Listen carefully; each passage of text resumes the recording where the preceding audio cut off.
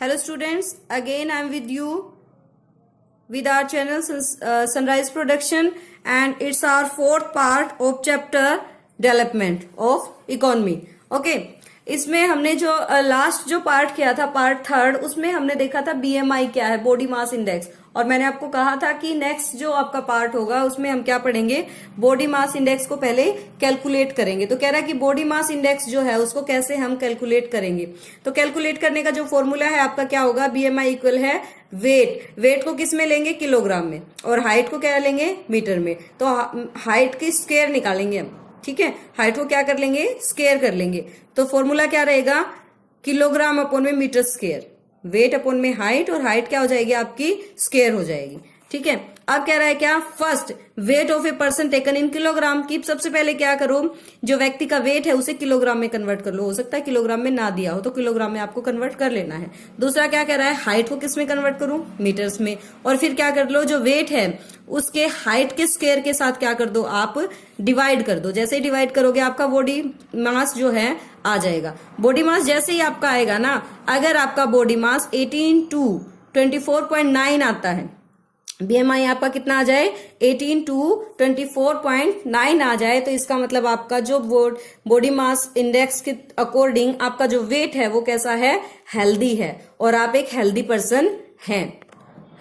अब देखो, different type की बातें करने के बाद, डिफरेंट टाइप की टर्म्स को देखने के बाद, डेवलपमेंट को देखने के बाद, हमने सभी तरह की डेवलपमेंट्स देख ली हमारी। अब कह रहा है कि ये जो डेवलपमेंट है ना, एक डेवलपमेंट क्या सभी के लिए सेम होती है। कह रहा है कि हर व्यक्ति के लिए क्या डेवलपमेंट सेम होती है। अगर हम कह दें कि आप फसलों के रेट कम कर दो, ठीक है, फसलों के रेट कम कर दो, और जो वेजेस हैं लेबर्स की उनको इंक्रीज कर दो, ठीक है। क्यों, क्योंकि हम ये किसके लिए कर रहे हैं, जो हमारी पुअर, जो हमारे पीपल्स हैं कंट्री के, उनके लिए।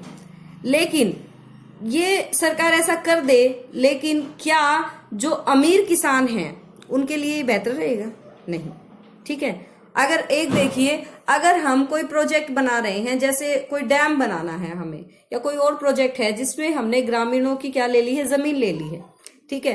तो ये जो प्रोजेक्ट जो कंपनी बना रही है उसके लिए तो बेटर है, लेकिन वहां के लोगों के लिए कितनी समस्याएं हो जाती है। तो कह रहा है कि कोई भी जो डेवलपमेंट गोल है वो हर व्यक्ति के लिए अलग अलग होते हैं। हर व्यक्ति के लिए जो डेवलपमेंट के गोल हैं वो डिफरेंट डिफरेंट होते हैं। तो कह रहा है different development goals of different people, अलग अलग लोगों के प्रापेक्ष में हम देखते हैं कि ये डिफरेंट गोल क्या क्या हैं। कह रहा है लैंडलेस रूरल लेबर जो है, जिनके पास जमीन नहीं है, ऐसे जो ग्रामीण जो मजदूर हैं, उनका जो गोल है डेवलपमेंट का वो क्या रहेगा।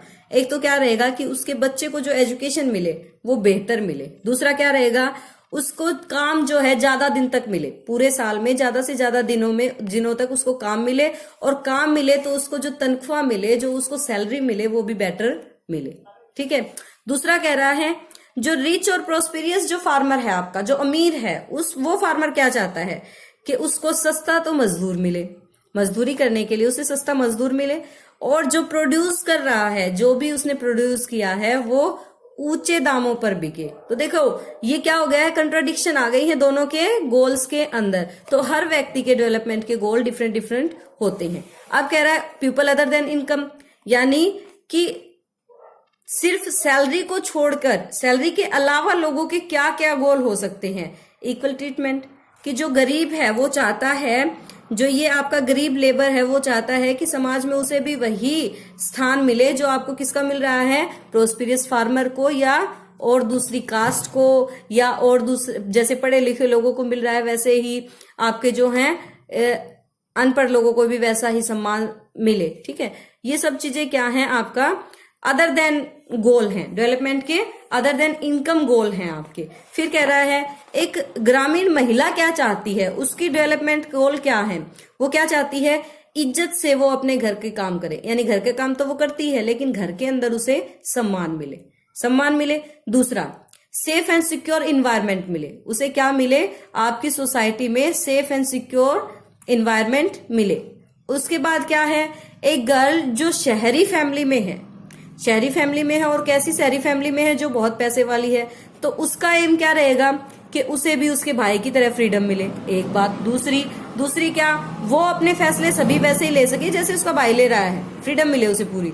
और क्या चाहती है, वो चाहती है कि वह भी विदेश जाकर पढ़ के आए, स्टडीज एट अब्रोड, ठीक है। और एक सिंपल लड़की है मान लो, वो क्या चाहेगी कि उसे भी जेंडर इक्वलिटी मिले और गर्ल्स इंपावरमेंट उसे मिले, ठीक है। गर्ल्स इंपावरमेंट का मतलब क्या है कि लड़कियों को डरे सहमे ना रहे, उसे भी क्या है स्वतंत्रता मिले, समानता मिले, वो भी बाहर जाके पढ़ के आ सके, ठीक है, अकेली जा सके अपने फ्रेंड्स के साथ। ये सब बातें एक लड़की को चाहिए। इस चैप्टर के डिफरेंट गोल्स को भी पढ़ने के बाद डेवलपमेंट का एक लास्ट बात आती है आपकी, क्या कि डेवलपमेंट हो तो कैसी हो, कैसी हो भाई डेवलपमेंट, सस्टेनेबल हो। ऐसी ना हो कि आज तो डेवलपमेंट हो गई और कल हम क्या करें, किसी और दूसरे के मुंह की तरफ हमें देखना पड़े। तो हमारी डेवलपमेंट कैसी होनी चाहिए, सस्टेनेबल होनी चाहिए, कंटिन्यू होनी चाहिए, ठीक है। सस्टेनेबल होती सतत यानी कंटिन्यू। अब एक ब्रेटलैंड एक रिपोर्ट है जो वर्ल्ड बेस होती है, तो उसमें डेवलपमेंट को क्या कहा है कि ऐसी आवश्यकताओं की पूर्ति जो वर्तमान में बिना भविष्य को कंप्रोमाइज किए, ठीक है, क्या कह रहे हैं कि हम इतने एबल हो जाएं कि हम जो है भविष्य को कंप्रोमाइज किए बगैर, मतलब फ्यूचर जनरेशन, भविष्य में आने वाली जनरेशन की नीड्स को कंप्रोमाइज किए बगैर आज हम अपनी आवश्यकताओं की पूर्ति बेहतर तरीके से कर लें। तो ये क्या है, आपकी सस्टेनेबल डेवलपमेंट है, ठीक है। इसमें क्या है, अगर हम सिंपल वर्ड्स में कहें तो वही मीनिंग निकलेगा। क्या कह रहा है, it is that process of economic development which aims to maintain the quality of life both the present and the future generation.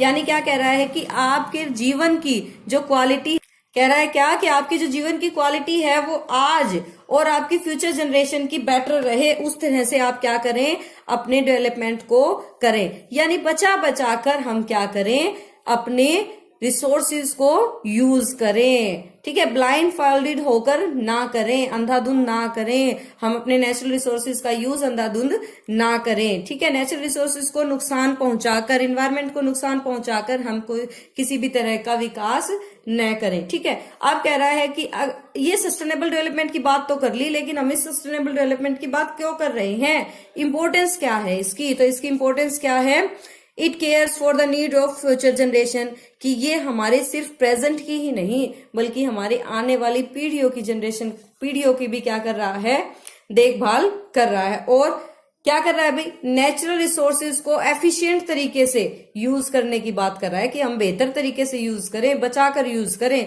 और क्या कर रहा है भाई, क्वालिटी ऑफ लाइफ की ओर ज्यादा जोर डाल रहा है। और क्या कर रहा है, कह रहा है कि लॉन्ग टर्म सॉल्यूशन निकालो, ये नहीं कि आज आपने कोई चीज यूज की और आज ही उसको फिनिश कर दिया, तो ये लॉन्ग टर्म सॉल्यूशन नहीं है। आपको क्या करना है, लॉन्ग टर्म सॉल्यूशन निकालने हैं, ठीक है। जैसे आपको, अगर आप एनर्जी के रूप पे पेट्रोल और कोल पे ही डिपेंड रहते, ठीक है, तो आप बहुत जल्दी ये तो रिसोर्सेज क्या हो जाएंगे, नॉन रिन्यूएबल हैं, बहुत जल्दी क्या हो जाएंगे, फिनिश हो जाएंगे। फिर हम क्या करेंगे, इसलिए कह रहे हैं लॉन्ग टर्म सॉल्यूशन में क्या हो जाएगा, आपका सोलर एनर्जी हो जाएगी, ठीक है, हाइड्रो एनर्जी हो जाएगी, टाइडल एनर्जी हो जाएगी, ठीक है। तो इस तरह कह रहा है कि हमें जो है लॉन्ग टर्म सॉल्यूशंस की ओर जाना चाहिए। Thank you.